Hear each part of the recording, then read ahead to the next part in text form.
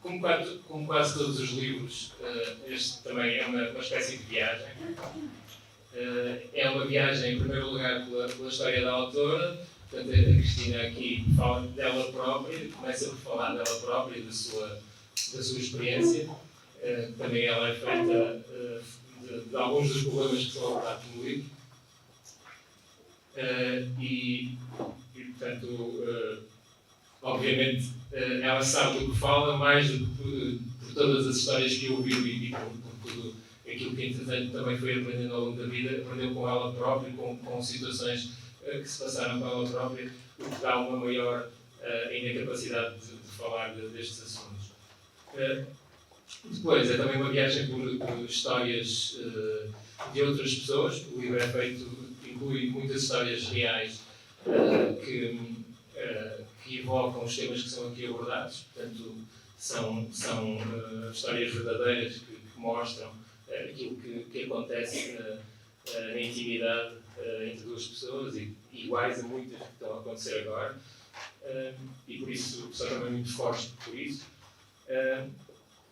E finalmente, a terceira viagem é uma reflexão que a Cristina propõe, sempre, enquanto vai falar dessas histórias, da sua própria história, vai refletindo com o leitor sobre o que pode retirar em termos de ensinamentos, e portanto vai guiando o leitor por estas histórias e por aquilo que pode ser retirado para que haja uma vivência positiva e não uma vivência de sofrimento e de constante desespero e de desespero. Porque amamos pessoas que nos magoam. É um aparente paradoxo que informa grande parte das relações amorosas mal sucedidas, porque há sempre algo de estranho quando, por muito que esteja a ser magoado, se gosta da pessoa que nos está a magoar.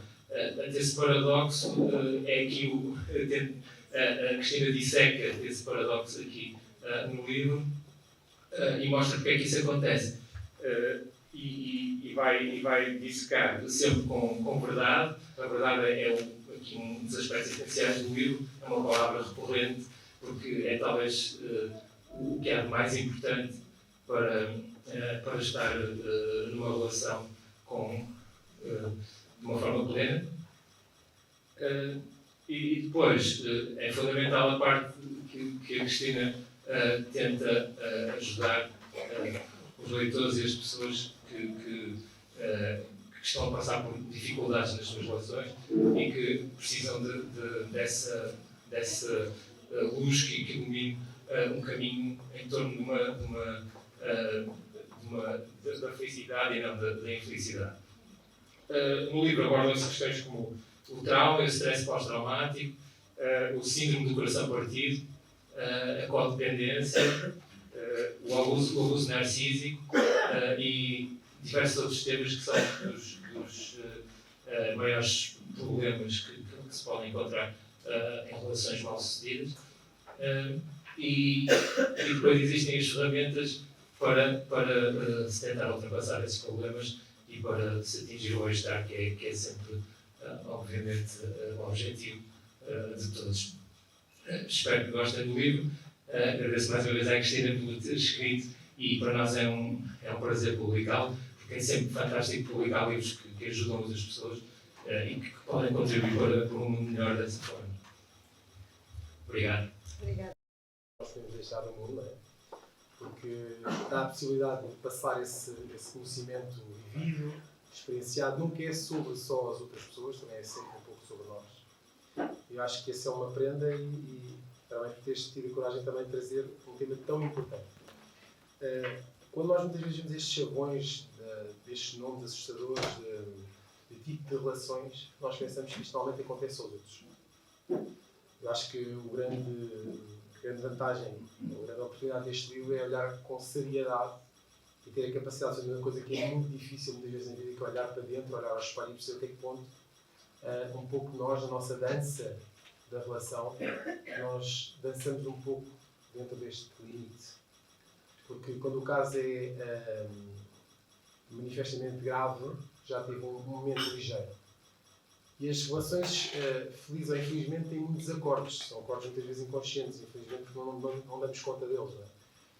E acordos que muitas vezes nós fazemos porque trouxemos essa herança dos nossos pais, dos nossos antepassados, e queremos de alguma forma cumprir, ser fiéis a esses contratos e não temos noção de como é que dançamos na relação. E livros como este trazem a enorme oportunidade de nos observarmos com seriedade, com verdade. O Jorge fala sobre a palavra verdade, acho que é fundamental nós trazermos verdade. E verdade muitas vezes dói porque nós vemos coisas da nossa relação que não acontecem só aos outros. São pequenos detalhes, são pequenos limites que por vezes ficam na fronteira, que não do grave, mas que são os alertas que nós muitas vezes temos. E talvez nesta dança a coisa onde nós vai tropeçar. Talvez seja um momento para acertar o passo. E ter essa coragem, ter essa capacidade faz crescer as relações. As relações têm uma coisa muito interessante, é um pouco egoísta. Nós estamos com alguém para crescer. Não há nenhum programa de desenvolvimento pessoal mais sério e mais duro do que o relacionamento. Mas não seja, essa pessoa está-nos sempre a puxar para limites de necessidades da nossa infância, necessidades da última relação, testes do nosso amor próprio. Mas é um bom exercício, que se correr mal, aprendemos imenso. Se correr bem, até é claro, não é? Aprendemos e ainda sabe bem. É 2 em 1. É 2 em 1, não é? Temos ali essa vantagem. Mas convido-vos, de facto, a ler com seriedade, com verdade. E a realidade em si nunca dói. Dói a forma como nós olhamos para essa realidade. Talvez esta seja uma boa forma, um bom alento de não olhar para não ter medo da realidade, mas olhar com ela com seriedade e conseguir ultrapassar esses desafios. Porque, estatisticamente, se nós olharmos aquilo que acontece à nossa volta, e nós muitas vezes ouvimos isso nas consultas, a coisa é bem pior do que a gente imagina. Portanto, se mas estatisticamente aqui nesta sala temos alguma coisa para aprender no limite, ok? Portanto, convido-vos, de facto, para uma leitura, reflexão com seriedade. Falámos aqui há pouco entre nós, a consciência não é tudo, mas é um primeiro passo. Dizer que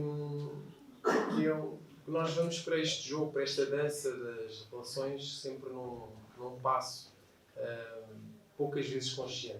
E a consciência pode ser um bom caminho para começarmos essa caminhada, para construirmos relações que de facto cheguemos ao final da vida de mãos dadas, olhar para trás e que valeu a pena. Portanto, parabéns, Cristina, por este testemunho que deixaste. Eu e a Cris não vou conseguir falar Cristina, porque eu estou acostumada há 20 anos a chamá-la de Cris. Nós somos amigas há mais de 20 anos.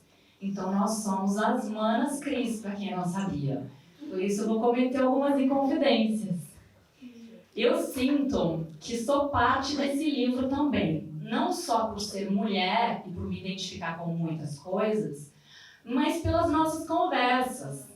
Porque nós somos amigas daquelas, a gente estava falando outro dia, do privilégio de sermos amigas, daquelas que você liga, mulheres, vocês vão entender o que eu estou dizendo, daquelas amigas que você liga e que você, só para ela você pode contar aquilo. Primeiro porque você sabe que ninguém mais ia te entender. Depois porque você teria vergonha de contar isso para qualquer pessoa. E porque vocês se acostumaram a contar uma para outra e falar sobre tudo. Então, é aquela conversa que não tem preço. E esse tipo de conversa que a gente teve ao longo desses 20 anos, eu também vi aqui.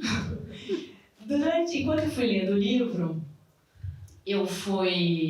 tem pedaços em que a Cris lembra-se de pessoas e que, gentilmente, ela atribui outros nomes. Então ela falava, né? Tenho aqui uma Ruth, que eu vou até ler um pedacinho, que eu vou fazer spoiler do livro. E eu pensava assim, gente, quem será que sou eu aqui? Porque, na verdade, vários momentos desse livro podiam ser um retrato dessa nossa conversa. Ai, Cris, eu tô nervosa. Eu tô tremendo. Quando ela me falou assim, Cris, você pode apresentar o meu livro? Eu levei um choque, falei pra ela assim, gente, eu nunca apresentei o livro, eu não sei o que eu vou fazer. Não chora porque eu vou chorar também. Aí eu falei assim, o que eu vou fazer? Eu nunca apresentei livro. Gente, é a primeira vez que eu estou apresentando um livro. Eu nem sei como é que se faz, mas eu vou inventar aqui do meu jeito. Então eu resolvi primeiro contar isso pra vocês, desse acompanhamento. Eu tive o privilégio de acompanhar esse livro, de comemorar com a Cris, quando ela me ligava e dizia, terminei o tal capítulo, né? E eu, boa, mana! E quando ela me ligava, tipo, mana, não tô conseguindo, preciso escrever. O editor tá me pressionando. O editor tá me pressionando e eu tenho prazo. Ele é louco com o prazo que ele me deu.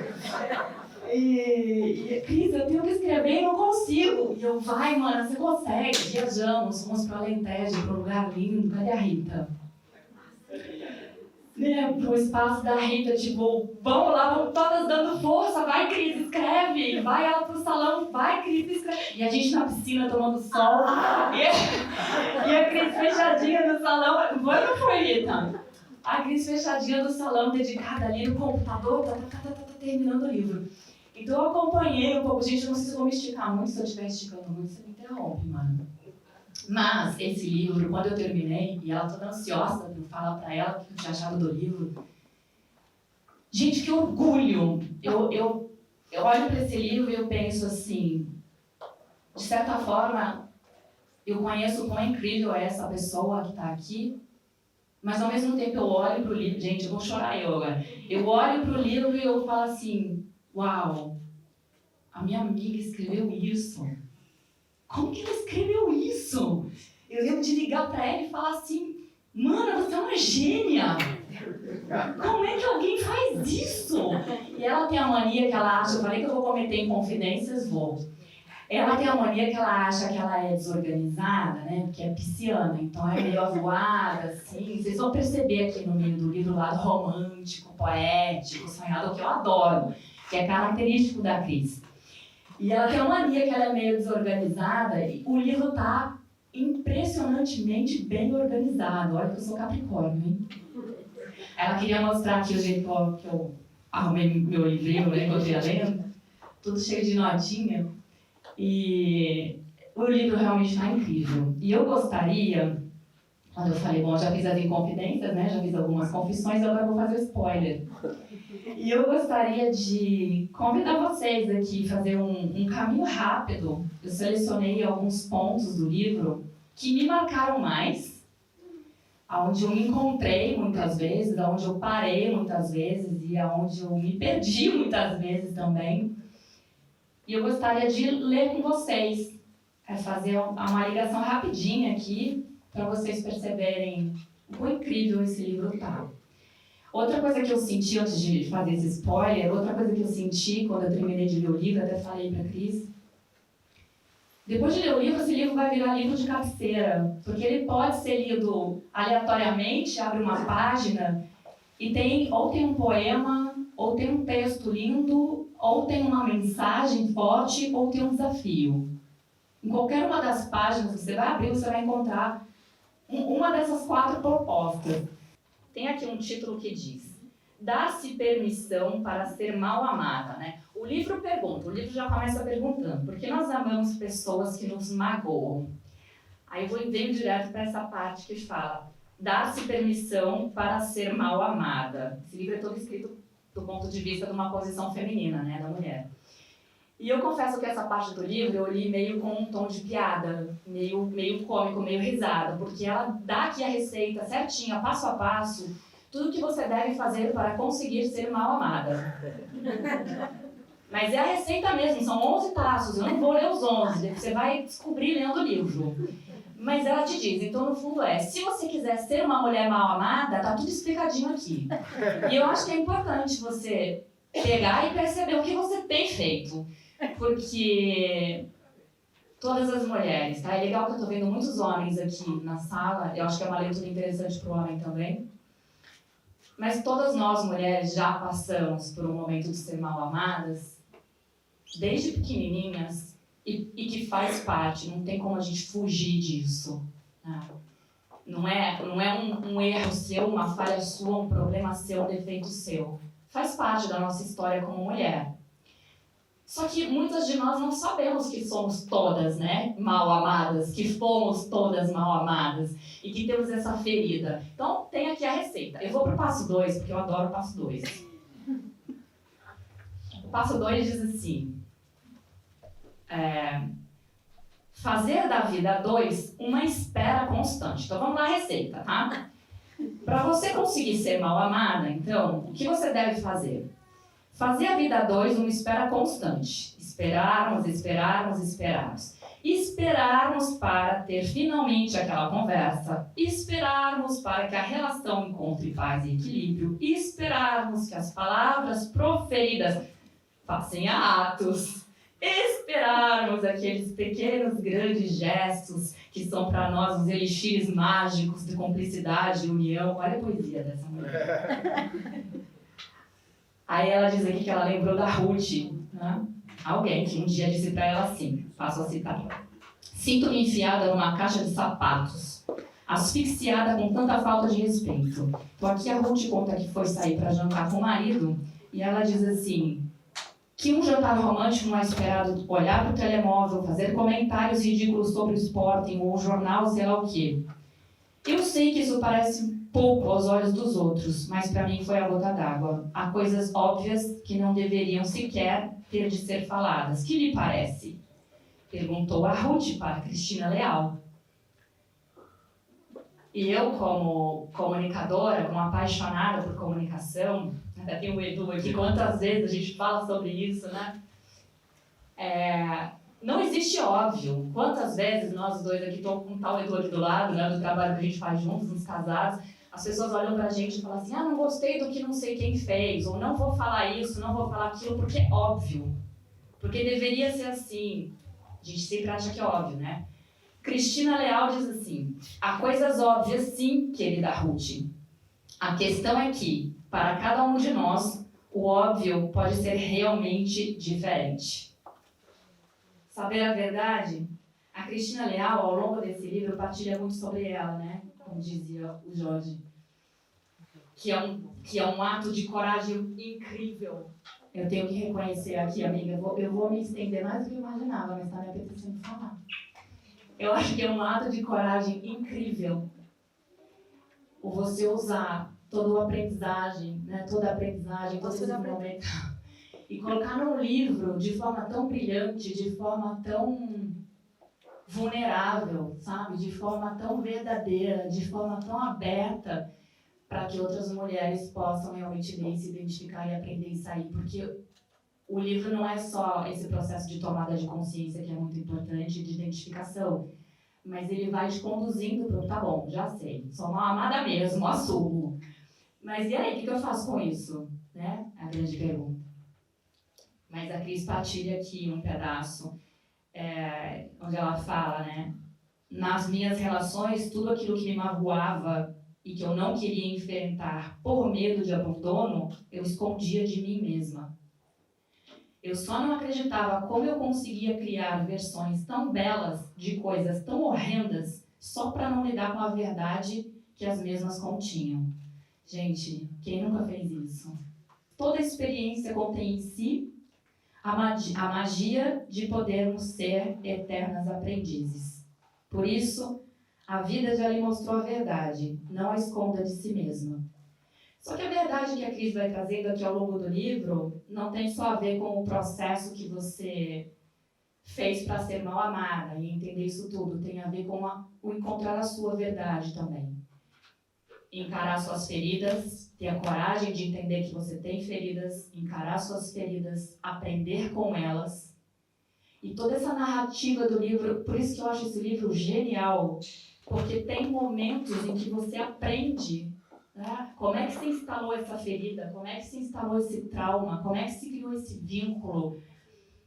Então, é um mix, Cris, é incrível esse mix que você faz aqui, é incrível. Das partilhas suas, das histórias das pessoas, da capacidade de ensinar, porque eu sinto nesse livro uma vontade que você tem de que as pessoas compreendam e aprendam e entendam para superar. E tem momentos que você fala que é para superar, e eu não sei se é esse que eu tô aqui.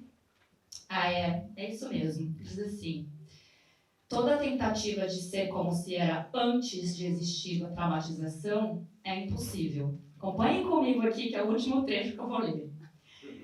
No crescimento pós-traumático, que a Cris explica muito bem tudo como acontece, Não se trata de voltar a ser quem se era, mas sim de juntar os pedacinhos de nós que ficaram partidos e sermos maiores do que éramos antes daquilo que nos aconteceu, usando a resiliência, a força que nos permitiu atravessar a dor para viver bem a cada dia mais inteiras com quem passamos a ser. E eu vejo isso na Cris. Toda essa resiliência, eu acho que esse livro ele é um resultado da transformação da dor e se tornar uma pessoa melhor. Eu lembro quando a Cris, eu vou contar tanta coisa sobre você hoje. Ela nunca mais vai me convidar para apresentar livro. Porque eu lembro quando ela me diz assim, Cris, eu leio o livro, eu tô lendo o livro, ela mesma, né, o livro dela. E ela fala assim, eu tô lendo o livro, mas eu não tô entendendo muito bem quem escreveu esse livro. Se vocês quiserem entender mais sobre quem é a Cristina Leal, para mim ela é um ser mágico mesmo. Ela tem um mundo à parte dela, muito de sonho, de poesia, de fantasia. Tem alguma coisa mágica nela que vocês vão ver nesse livro. E tem uma frase quase no finalzinho do livro que diz assim... Está a ouvir o fim, não sei se percebes. Ok, Cris. Dizer adeus, podes continuar. Posso? Não é a última, é quase a penúltima. Eu falei que eu ia fazer spoiler, Cris, eu vou continuar. Então diz assim, no caminho que trilhamos entre o nascer e o morrer, fomos perdendo ilusões e conquistando verdade. Perdendo ilusões e conquistando verdade. E eu acho que não tem nada mais valioso do que quem consegue viver na verdade. Descobrir a sua verdade, viver a verdade. E a Cris, mais do que escrever isso tudo nesse livro, é uma pessoa que vive a verdade dela. Por isso é que eu li esse livro e vi, uau, realmente, essa mulher é fantástica. E o livro é capaz de mudar realmente a vida e transformar a pessoa numa versão melhorada quando terminar de ler essas palavras. Bom, isto estava supostamente começar por agradecer ao Jorge, através e à editora, mas eu começo já por agradecer as palavras da Cris, minha irmã de há 20 anos, e que tocaram aqui em muitos pontos.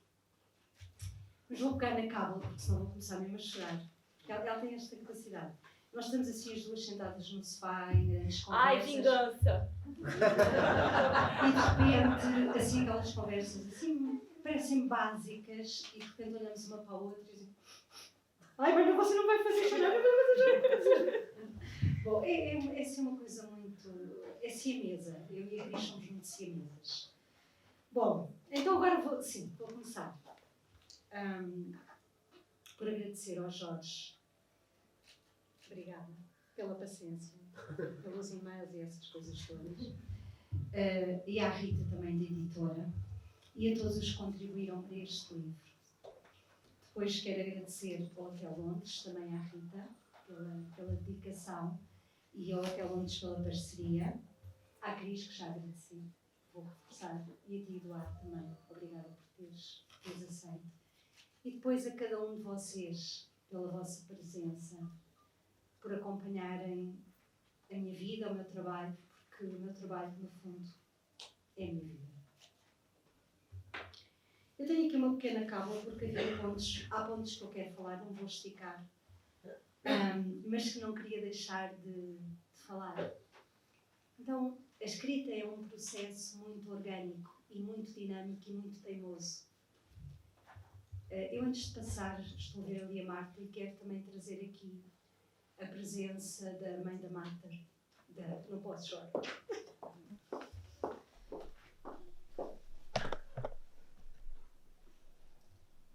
A presença da Maria José da Costa Félix, mãe da Marta, da Lenuxa, que foi uma mulher muito importante na minha vida, muito. E que eu tenho a certeza absoluta que ela está aqui em espírito, mas que se estivesse ainda na Terra estaria aqui, em presença. Obrigada por vocês estarem aqui. Pronto. Podia acabar aqui. Bom, então a escrita de um livro é um processo dinâmico e teimoso. Às vezes nós queremos ir para um lado e o livro leva-nos para outro. Este livro também foi assim, não é? O Jorge a dizer, bom, mas veja lá, sabem, quando se faz expressão assim, de uma forma muito querida, carinhosa, maravilhosa, tipo, veja lá, mas acha que... Ó Jorge, eu vou tentar, veja lá que... Bom, mas... Se... Também... É quando se liga ao telefone e depois se liga, pai, a minha irmã agora pergunta-se. Então, tudo isto com as suas teimosias. Este livro é a prova daquilo que a Cris já falou. Como sempre, a Cris apanha-me sempre nas curvas todas. A Cris é sempre caladinha, nunca diz nada. Se eu lhe perguntasse o que é que ela vinha dizer, ela não dizia. Mas depois ela tocou em pontos que eu também tinha aqui e vou tocar. Este livro é prova viva que se pode transformar a dor em dom. E sem dúvida eu tenho aqui parte da minha história, mas mais do que aquilo que eu digo sobre a minha história, eu fui aprendendo que é importante aquilo que a minha história diz sobre mim. E a minha história neste livro contou-me, durante o processo, ela foi-me contando que eu sou uma mulher vulnerável, como a Cris disse. Dizes-me bem. Não. Sensível, mas também sou uma mulher bastante corajosa, resiliente e capaz. Como todos nós. Então, este livro, quando eu comecei a escrever, era uma pessoa, sendo a mesma era uma, quando eu terminei, sendo a mesma era outra. Porquê? Porque entraram aqui temas, e aqueles temas que nós não queremos falar, que nós temos muita relutância em falar. Eu não vou esticar, mas tenho que trazer aqui isto, porque penso que é muito importante para nós refletirmos. Nós temos medo de 3 palavras, conceitos, vivências, que são a morte, o luto e o trauma. Ninguém quer ouvir falar de morte, de luto e de trauma. A boa notícia é que nós morremos todos os dias e nascemos todos os dias. Eu sei que a minha irmã está a dizer que eu sou muito romântica, mas a verdade é que nesta vida há muitas mortes. Nós temos que fazer lutos, muitas coisas. E nós também temos que lidar, ou somos convidados a lidar, com as nossas partes que ficaram, alguns no tempo, traumatizadas. Então eu trago aqui, e no livro também, a questão da reflexão sobre a morte, os processos de vida, morte, vida, que nós todos somos sujeitos. A questão do luto, não como ultrapassagem, as pessoas às vezes dizem, chegam à consulta e dizem-me assim, mas acha que querem prazos? É muito giro. Quando é que acha que isto vai... vou ultrapassar quando? Bom, primeiro eu não tenho receitas mágicas, não faço ideia. Mas a boa notícia é que nós não ultrapassamos nada. Nós, quando muito, atravessamos. Ultrapassam-se carros na estrada. Isso na estrada ultrapassa-se. Na vida nós atravessamos. Atravessamos dor e também atravessamos lutos, mortes. E também atravessamos outras coisas resultantes disso, que são as aprendizagens. Supostamente.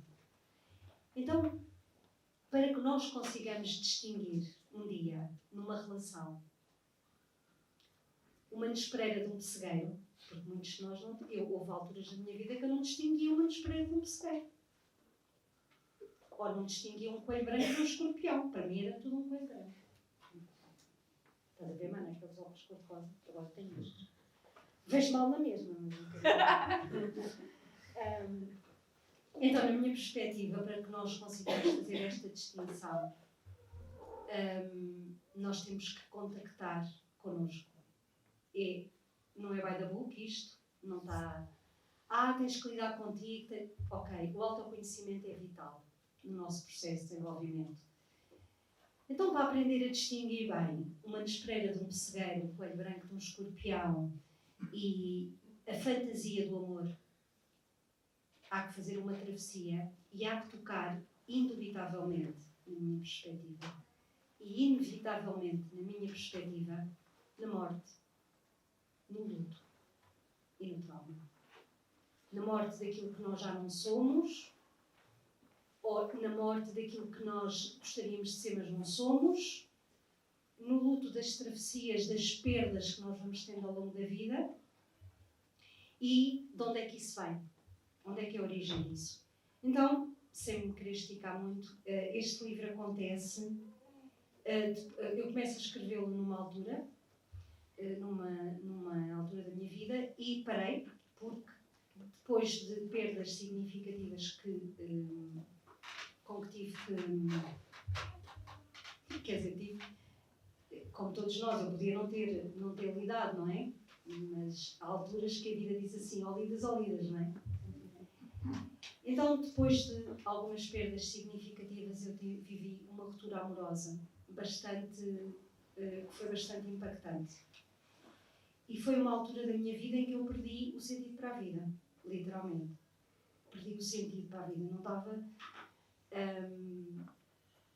eu não comia, não dormia, estava completamente perdida de mim e a perguntar o que é que eu estou realmente aqui a fazer. Parei consultas, saí das redes sociais, quem me conhece sabe que eu tive 1 ano e meio fora das redes sociais, e foi quando eu procurei ajuda psiquiátrica. Porque como terapeuta, e também dou as boas-vindas a todos os terapeutas, que eu já vi alguns que estão aqui, nós às vezes temos um bocado aquela coisa de que tudo se resolve a partir daquilo que nós vamos aprender, e não, às vezes precisamos de medicação. Por acaso não foi o caso, precisei para dormir, sim, mas eu ia à espera que a psiquiatra me receitasse imensos antidepressivos e que dissesse estava deprimida e tal. Não, psiquiatra, que tive sorte, lá está, por acaso, felizmente. E ela disse, mas sabe o que é que eu sinto? Sinto que está com um stress pós-traumático. Se calhar um bocadinho complexo, mas está com um stress pós-traumático. E eu que já tinha ouvido falar nisso, já andava há muito tempo a pesquisar, trauma e tal. Bom, stress pós-traumático. Está bem. Bom, se não é assim uma boa notícia, mas está bem. Sim, tipo, aligerar a coisa. E foi então que da maldição veio a bênção. Boa notícia. Eu não olho muito para esse lado porque dou no pescoço. Deu para olhar para aí e tinha que virar as costas ao meu editor. É coisa que eu não posso fazer. Não posso. Senão não publica mais nada. Então, daí, aquilo que acontece às vezes às pessoas normais, naníferos como nós, é que nós pensamos que estamos a viver uma grandíssima maldição e depois ela vem com bênção. Epá, a sério? Bom, então, na maldição do stress pós-traumático, eu desatei a pesquisar e a fazer formações, a descobrir onde é que estão os melhores para fazer formações sobre trauma. Porque o que acontecia na minha vida terapêutica, tanto como terapeuta como cliente que faz terapia há muitos anos e que recomenda terapia a toda a gente, não é porque eu sou terapeuta que recomendo, é porque eu vejo na prática os resultados da terapia, que são coisas diferentes. Terapia e meditação, não há negociação, a meu ver, mas eu sou um bocado rígida. Então, eu já fazia terapia há algum tempo e também, como terapeuta há algum tempo, eu percebia que muitas vezes nós sabíamos as coisas cognitivamente, um padrão destrutivo, um padrão repetitivo, pela cabeça sabia que aquilo não podia continuar assim, mas continuávamos a falar e com nada se resolvia. Então, há muitos anos que eu questionava como é que isto é possível? Nós estamos sempre a falar e isto não parece que não sai no mesmo sítio. Quando eu tive esta maldição, depois foi uma bênção, E eu não estou a dizer que não me doeu como ao caraças, está bem? Doeu. Eu decidi começar a fazer formações específicas em trauma. E foi com o Dr. Gabor Mate, que é um dos especialistas a nível trauma, dos melhores especialistas mundiais, e eu pude fazer online. Felizmente que tivemos uma pandemia e o Zoom começou a funcionar, a bênção na maldição, e foi com essa formação com o Dr. Gabor Mate, esse retiro, e depois com uma formação em psicotraumatologia, que eu finalmente tive eco naquilo que eu estava a sentir. E no dia que eu li um livro, que eu recomendo a toda a gente, que se chama O Corpo Não Esquece, e que eu li nesse livro, quando eu estava em ruínas, que depois do trauma nós ficamos muito sós, porque quem não experienciou não vai entender, só quem experienciou. Então eu mergulhei no mundo do trauma, do meu próprio trauma. A trauma não é a mesma coisa que traumatização, mas eu estou a simplificar e estou a pôr a palavra trauma. Então eu percebi que o trauma não estava efetivamente, como eu sempre achava, aqui. O trauma está no sistema nervoso, está arquivado. A nossa fisiologia muda, a amígdala mingua depois de haver um fator estressante que nos modifica efetivamente partes. E eu toquei exatamente essa premissa que eu tanto já tinha mergulhado, mas que não percebia desta maneira. Eu contactei que o trauma não é só o resultado da violência, não é só a causa da violência, mas sim o resultado também da violência. Ou seja, pessoas feridas ferem, pessoas curadas curam. E aqui curadas, vamos pôr entre aspas, porque o trauma deixa sempre cicatrizes.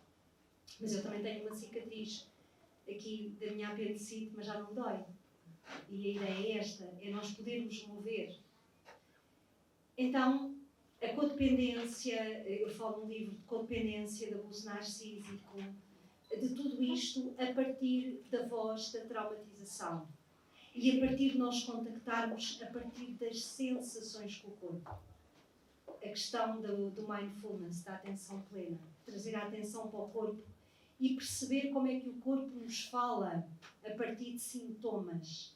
Ai, tenho muita ansiedade, onde é que isto está arquivado no nosso sistema nervoso? Que, para conseguir sobreviver a uma determinada situação, que pode ter sido quando tinha 2 anos ou 3 de idade, arranjou formas de se adaptar. E, portanto, como não conseguiu lutar, fugir ou congelar, porque uma criança, eu trabalho especificamente e aprofundei onde eu me estou a especializar em trauma-desenvolvimento, que é a base das relações abusivas, é o trauma-desenvolvimento, o trauma de vínculo. Lá atrás, como é que se vinculou com a mamãe e com o papá, não é? Quando é que se sentiu abandonada, quando é que essas coisas todas. Nós não vamos ao passado. Isto é muito importante trazer aqui. A questão não é ir chafurdar no passado. A questão é ir ao presente, com o corpo do presente, poder visitar sensações que ficaram interrompidas no passado. Então foi um mundo que se abriu para mim. E cada vez mais eu estou grata à vida, porque naquele dia aquela médica me disse: acho que você tem um stress pós-traumático e já leu sobre abuso narcísico, vá ver mais sobre isso. E no meio disto tudo eu lembrei-me, eu sou muito visual, deve ser de ser miúdo. E há um dia que eu estou a ler, e quando eu estou no caos, estou a ver aquilo que é, tipo, eu estou no inferno, e abro um livro e leio uma imagem do Freud, e leio uma frase do Freud, e vi a imagem, imaginei o Freud a coçar na cabeça, e a dizer assim: eu acho que sei o que é que este homem sofre. Este homem sofre de recordações. E eu, uau, este homem, em 1895, falava de trauma. Então, todos nós, de alguma forma, podemos sofrer de recordações. A questão é que estas recordações não têm que impedir a nossa vida. E eu, hoje, com 56 anos, eu gosto de ser minha idade, só ao contrário de algumas pessoas gostam de ser. 56 anos podia não significar nada, eu até podia ter metade. A questão é que tudo aquilo que eu vivi até chegar aqui, que não tem sido só fácil, nem tem sido só difícil, tem sido o que é. Tudo aquilo que eu vivi para chegar aqui valeu a pena. Este livro é a prova, para mim, de que valeu a pena transformar a dor em dom. De que valeu a pena estar no inferno. E que vale a pena, todos os dias da minha vida, abrir o Zoom ou receber presencialmente as mulheres que eu atendo, que vêm com temas que eu também vivi e que eu posso, a partir daquilo que eu aprendi, teoricamente, mas também que eu aprendi epidermicamente na minha experiência, eu posso ajudá-las a transformarem as dores em dores. E a fazer do passado, como diz a Liana Neto, minha professora de psicotraumatologia, que eu estou infinitamente grata, por me ter mostrado que afinal havia potência no trauma. E então, como ela diz, que o passado não tem que ser uma residência, pode ser uma referência. E eu desejo que este livro seja para cada um de vocês uma referência. E que também possa ser, a partir de agora, vocês possam olhar para as vossas situações traumáticas e abusivas e perceber que não é preciso nós andarmos a vida inteira à procura daquilo que o amor não é. Quando nós começamos a trabalhar em nós, naturalmente nós percebemos aquilo que ele é. Que a força do medo que tenho não me impeça de ver o que anseio. Que a morte de tudo o que acredito não me tapa os ouvidos e a boca. Porque metade de mim é o que eu grito, mas a outra metade é silêncio.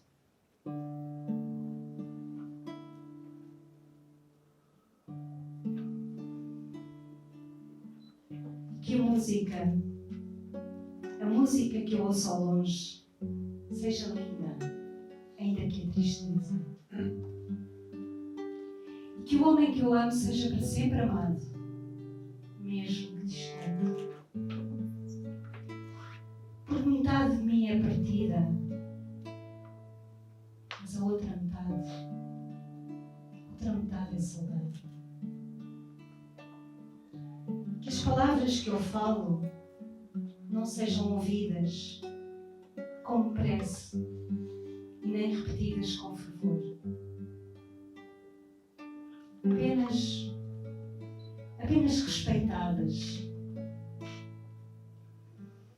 Respeitadas como a única coisa que resta a uma mulher inundada de sentimentos. Porque metade de mim é o que eu ouço, mas a outra metade é o que eu calo. Que a minha vontade de ir embora se transforme na calma e na paz que eu mereço. E que a tensão que me corrói por dentro seja um dia recompensada. Porque metade de mim é o que eu penso, mas a outra metade é um vulcão. Que o medo da solidão se afaste e que o convívio comigo mesma se torne ao menos suportável. Que o espelho reflita no meu rosto um doce sorriso que me lembre de ter dado na infância. Porque metade de mim é a lembrança do que fui, mas a outra metade eu não sei. Que não seja preciso mais do que uma simples alegria para me fazer aquietar o espírito. E que o teu silêncio me fale cada vez mais. Porque metade de mim é abrigo, mas a outra metade é cansaço. E que a arte nos aponte uma resposta, mesmo que ela mesma não saiba. Porque é preciso simplicidade para fazê-lo florescer. Porque metade de mim é plateia, mas a outra metade é canção. E que a minha loucura seja para sempre perdoada. Porque metade de mim é amor e a outra metade também.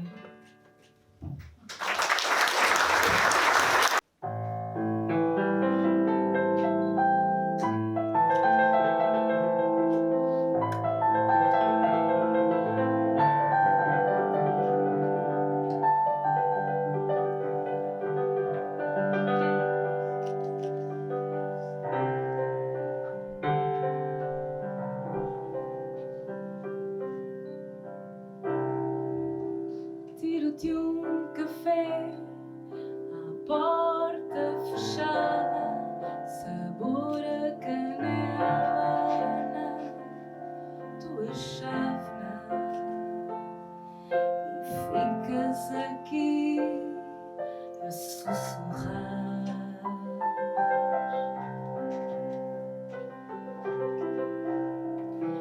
Falas dos teus dias a pensares em mim, dizes-te apaixonado no amor sem fim.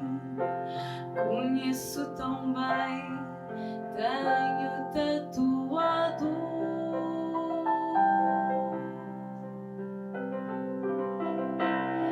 perguntas-me o porquê de estares assim. Será perfume este odor novo em mim? Será magia, feitiço que provoca em ti?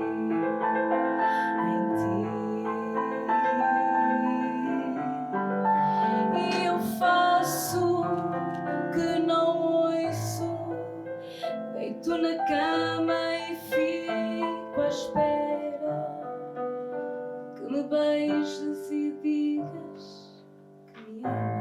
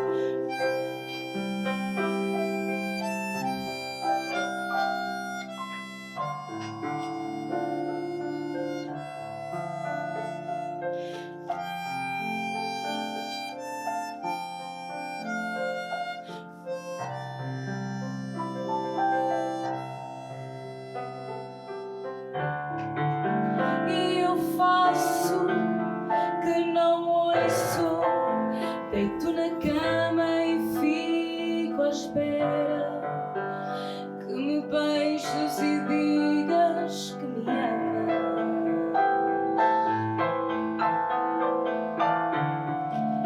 E eu faço que nem ouço, deito na cama e fico à espera que me beijes e digas que me amas.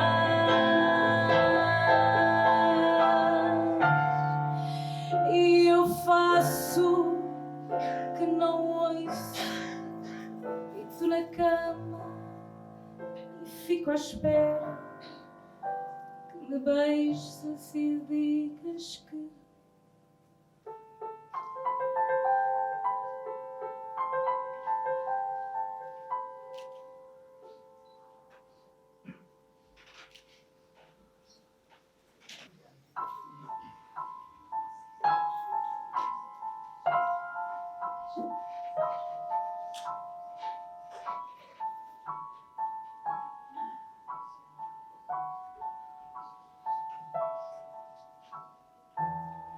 vai caminhando desamarrado dos nós e laços que o mundo faz, vai abraçando desenliado outros abraços que a vida dá.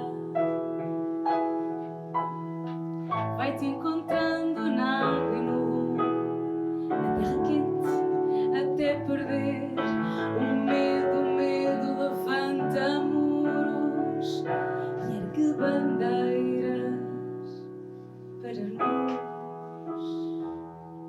deter. Não percas tempo, o tempo corre, só quando dói é devagar. E dá-te o vento como um veleiro solto no mais alto mar. Liberta o grito que trazes dentro, sem coragem e o amor, mesmo que seja só um momento, mesmo que traga alguma dor. Só isso faz brilhar o lume que has de levar até ao fim, e esse lume já ninguém pode nunca apagar dentro de ti. Não percas tempo, o tempo corre, só quando dói é devagar. E dá-te o vento como um veleiro solto no mais alto mar. Não percas tempo, o tempo corre, só quando dói é devagar. E dá-te o vento como um veleiro solto no mais alto mar. Solto no mais alto mar.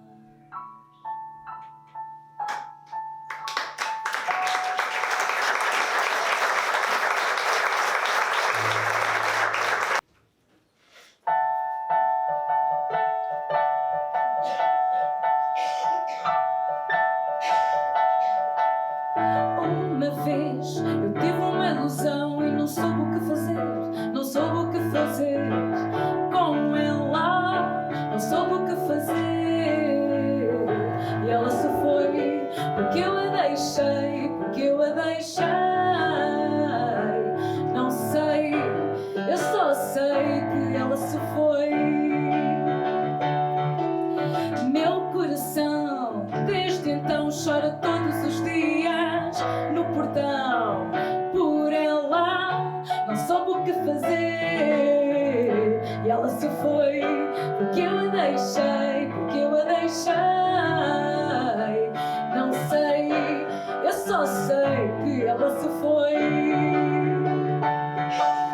Sei que tudo o que eu queria deixei, tudo o que eu queria, porque não me deixei tentar vivê-la feliz.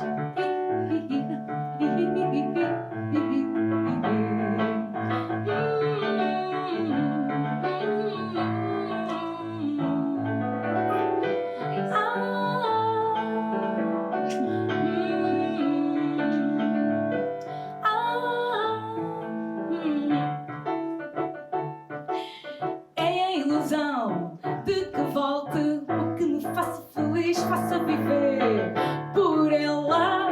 Não soube o que fazer e ela se foi porque eu a deixei, porque eu a deixei.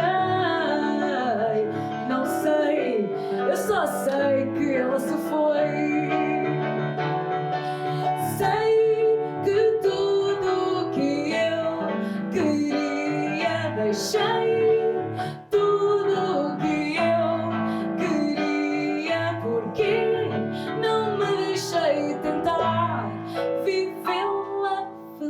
mais.